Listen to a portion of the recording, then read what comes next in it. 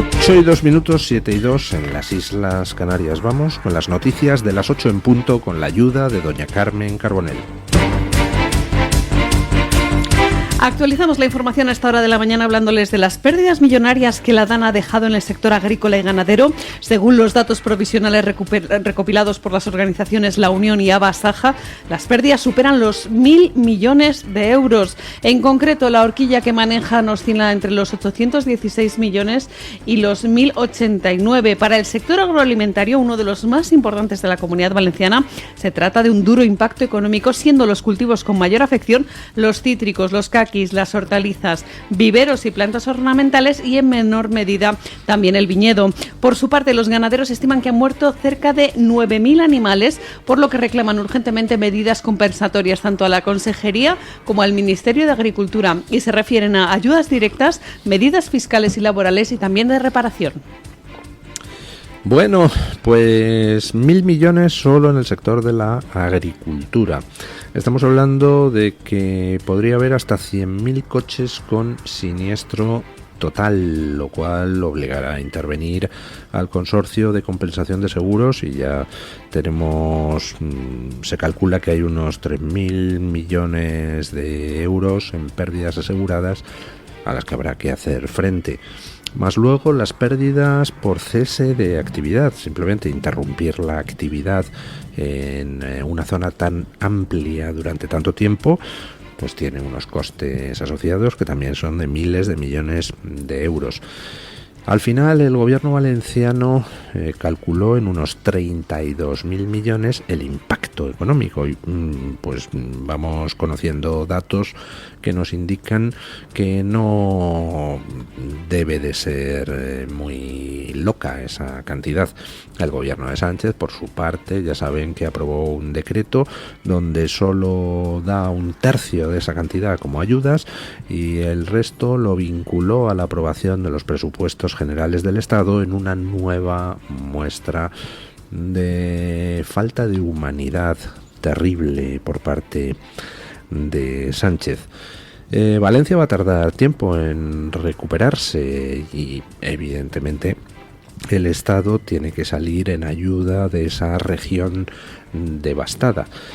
Pero claro, ¿cómo demonios ayuda un Estado que en estos momentos lo que está haciendo es plantearse el darle a los separatistas catalanes decenas de miles de millones de euros para que continúen robando como hasta ahora? Porque el problema fundamental es que al final lo que se le da a los separatistas catalanes no llega a la población catalana. Eso sí, algunos han amasado inmensas fortunas y la legión de paniaguados que vive de dinero público en Cataluña es inmensa. Algunos de esos paniaguados estaban en la manifestación de Valencia del sábado. Vinieron en autobuses fletados por la Asamblea Nacional Catalana. Vamos, que los españoles damos dinero a través de Sánchez a los separatistas catalanes para que los separatistas catalanes lo repartan a sus fieles y se dedique ese dinero pues no a llevar voluntarios a Valencia para quitar lodo, sino a llevar activistas a Valencia para participar en manifestaciones en las que el gobierno trata de redirigir el odio de la población contra Mazón, contra la Generalidad Valenciana, cuando el principal responsable de todas las negligencias anteriores a la DANA es el gobierno de Sánchez. Durante la DANA, pues las culpas están repartidas y parece que nadie fue capaz de tener el mínimo sentido común imprescindible para avisar a la población con un poquito de tiempo. Una de las cosas más escandalosas que he leído ha sido antes de ayer, sábado, la noticia de The Objective que dice que desde que la Confederación Hidrográfica del Júcar da la alerta por email, o sea, está creciendo el cauce en el barranco del Pollo a toda velocidad y se va a producir una catástrofe, y la respuesta es pues mandar un email: oiga, que está creciendo mucho. Está muy bien, pero es que entre el momento en que se manda ese email y la emisión de la alerta por SMS pasa más de una hora.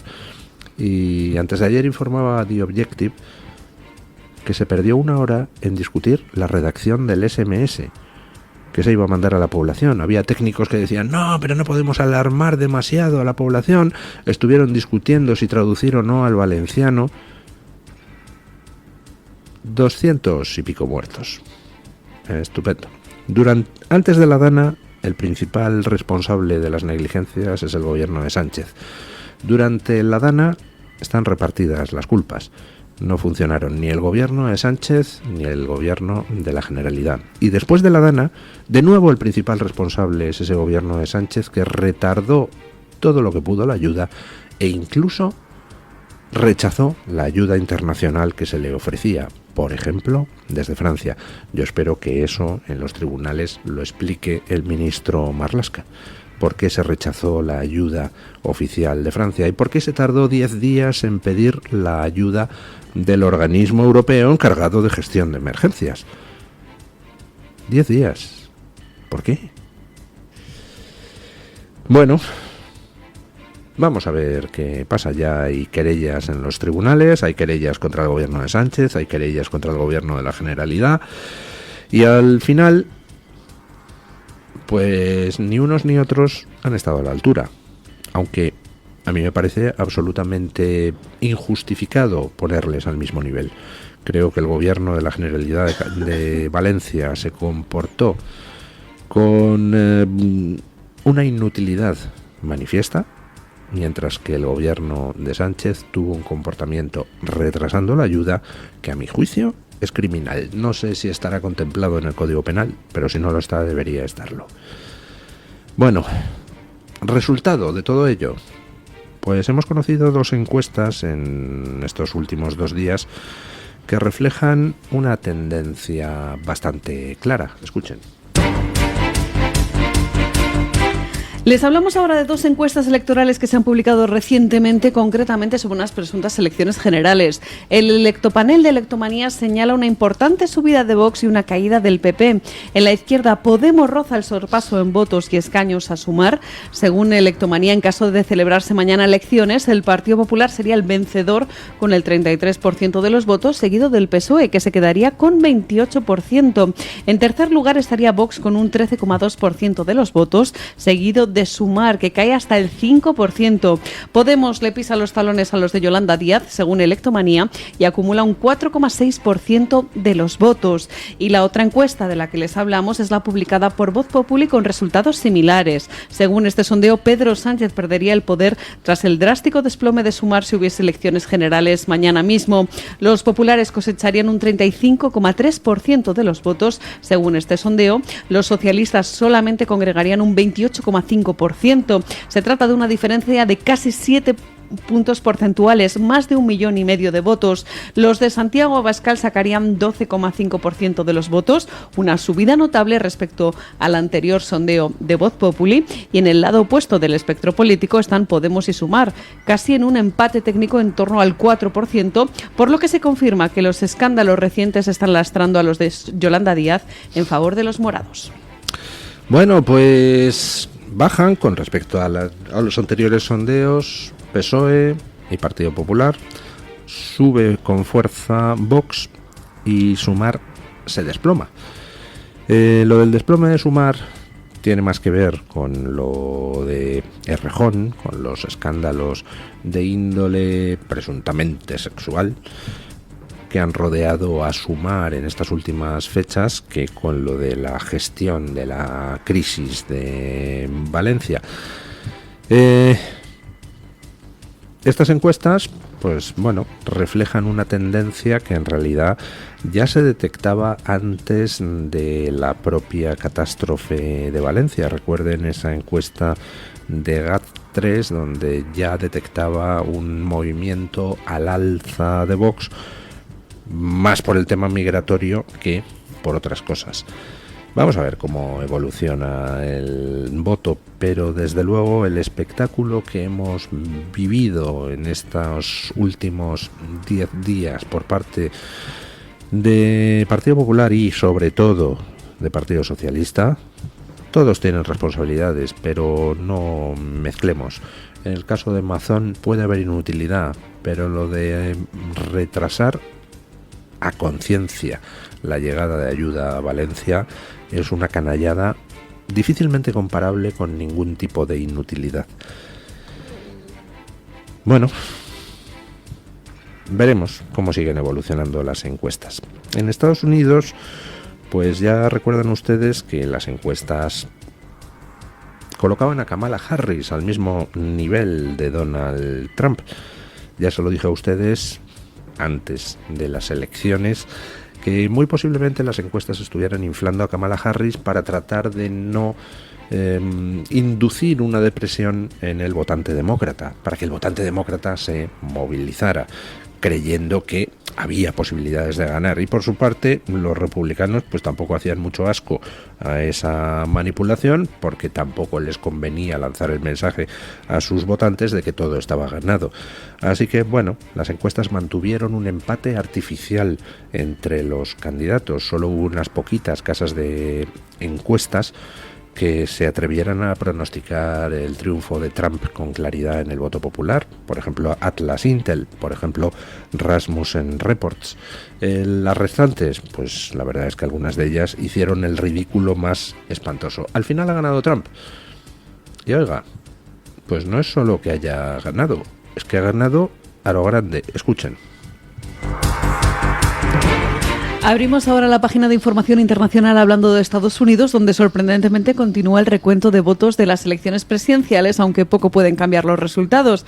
Es pues el momento de las conclusiones y de analizar las cifras. Donald Trump ha logrado el mayor número de votos populares para un candidato presidencial republicano en toda la historia de Estados Unidos, con 74.650.000 votos proyectados en las elecciones de este 2024, supera su propio récord republicano. Y es que el Partido Republicano no había conseguido ganar el voto popular en una elección presidencial desde el año 2004, cuando el presidente George W. Bush obtuvo 62 millones de votos. Donald Trump se convertirá en el presidente número 47 en la historia de Estados Unidos, el segundo presidente en ganar un segundo mandato no consecutivo después de Grover Cleveland. Bueno, pues resulta que Trump no solo ha ganado la presidencia, sino que ha ganado venciendo en los 7 estados clave. Había 7 estados que, dependiendo de hacia dónde se inclinaran, eran los que iban a decidir la elección, porque hay estados en los Estados Unidos que son claramente republicanos siempre, por ejemplo Texas. Hay estados que son claramente demócratas siempre, por ejemplo California. Pero hay estados que oscilan de una elección a otra. Esos estados clave, esos estados bisagra, son los que al final deciden si el presidente es uno o es otro. Trump venció en los 7. Pero no es solo eso, sino que además ha conseguido mayoría clara en el Senado, con 53 senadores, 3 por encima de la necesaria mayoría absoluta. Le ha arrebatado varios escaños del Senado al Partido Demócrata, que hasta ahora tenía una ventaja mínima. Y luego en el Congreso continúan los recuentos en los distritos más competidos. En algunos de ellos los demócratas se niegan a dar por perdida la elección, en otros se niegan los republicanos. Al final los republicanos están me parece que son 3 congresistas de revalidar mayoría en el Congreso, y en los escaños que todavía hay en disputa hay 6 donde los republicanos llevan ventaja. Con lo cual habrá conseguido las 2 cámaras. Donald Trump, tener las 2 cámaras de su lado, ha conseguido la presidencia, pero además es que ha batido un récord, el récord de voto a un candidato republicano. Ya tenía el récord de voto a un candidato republicano en las elecciones de 2020, con 74 millones y pico. 74 millones me parece 200.000 tuvo en 2020. Pero perdió las elecciones porque Biden obtuvo 81 millones de votos.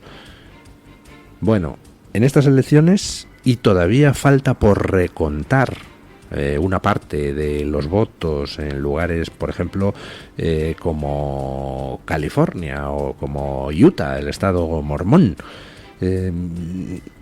Pero vamos, ya Trump ha batido su propio récord ya se acerca a los 75 millones de votos y posiblemente acabe, teniendo en cuenta los votos que quedan por recontar y cómo están distribuidos, pues posiblemente acabe en los 76 o 77 millones de votos. Es decir, ha tenido una victoria clara, incluyendo en el voto popular, donde va a sacar al final a Kamala Harris pues entre 3 y 4 millones de votos de ventaja. Kamala Harris, cuando se termine de realizar el recuento, pues habrá tenido aproximadamente unos 8 o 9 millones menos de votos que Biden. Y eso que Kamala Harris se ha gastado lo que no está en los escritos en la campaña. Campaña, por cierto, que ha incluido algunas perlas sobre cómo son de verdad los progres. Escuchen esto porque no tiene desperdicio. Terminamos este apartado de noticias hablando de la fallida campaña de Kamala Harris. Ahora sabemos que la candidata demócrata se gastó $1 millón en la presentadora y productora de televisión Oprah Winfrey por organizar su meeting y la posterior entrevista durante la campaña electoral presidencial. Según publica The Washington Examiner, Harris gastó $15 millones en total en la producción de eventos, de los cuales $1 millón entero se asignó a la productora de Oprah. La inversión sustancial en apariciones en medios de comunicación no le sirvió finalmente para lograr el ansiado puesto en la Casa Blanca. ¡Ay! ¡Qué bonito! Ya saben ustedes, el progre es ese señor que está tan convencido de las cosas que defiende que quiere que las pagues tú. Él, de su dinero, ni €1. O ni $1, si es un progre americano. Resulta que Oprah Winfrey, la popular presentadora americana, fue uno de los apoyos de Kamala Harris en campaña. Estuvo actuando de presentadora de un evento organizado por el Partido Demócrata en favor de la candidatura de Kamala Harris, y también pues mostró su apoyo a Kamala Harris. Voy a votar a Kamala Harris por presidente. Bueno, pues ya sabemos cuál ha sido la factura. $1 millón cobró Oprah Winfrey por apoyar a Kamala Harris en campaña. Vamos, que un progre es ese señor que tiene un candidato preferido y no le va a apoyar públicamente si primero no cobra. A la inversa, un candidato progre es un señor que tiene que soltar pasta para que le apoyen. Pues estamos apañados. En estos momentos la campaña de Kamala Harris parece que tiene un pequeño problema, porque gastó entre 2 y 3 veces más que Trump en las elecciones, en todo tipo de actos publicitarios, de acciones publicitarias. Y ahora parece, o eso comentaba ayer Trump por las redes, que ha quedado un pequeño agujero en las cuentas de la campaña de Kamala Harris y que hay algún proveedor reclamando los pagos. Y se ofrecía a Donald Trump a cubrir ese dinero, porque decía que es el momento de la unidad y que como a ellos les ha sobrado dinero de la campaña porque no han tenido que hacer ningún tipo de cosas como comprar apoyos de nadie, pues que él está dispuesto, no sé si estaba de coña o era simplemente para meter el dedito en la herida del Partido Demócrata, pero vamos, me parece bien tirado. Lo de Kamala Harris ha sido un desastre que se va a estudiar durante mucho tiempo en las escuelas de gurús americanos, de gurús electorales. Ya saben que un gurú electoral es ese señor que va pululando por ahí diciéndole a los candidatos: yo te voy a ayudar a ganar. No sé quiénes serían los gurús electorales de Kamala Harris, pero desde luego me imagino que ya habrán procedido a eliminar de su currículum que estuvieron asesorando a Kamala Harris en campaña, porque ha sido desastroso.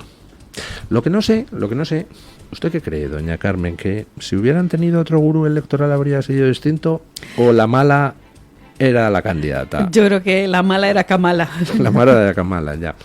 Sí, a lo mejor ningún gurú podía haber remontado lo que efectivamente es un lastre desde el principio.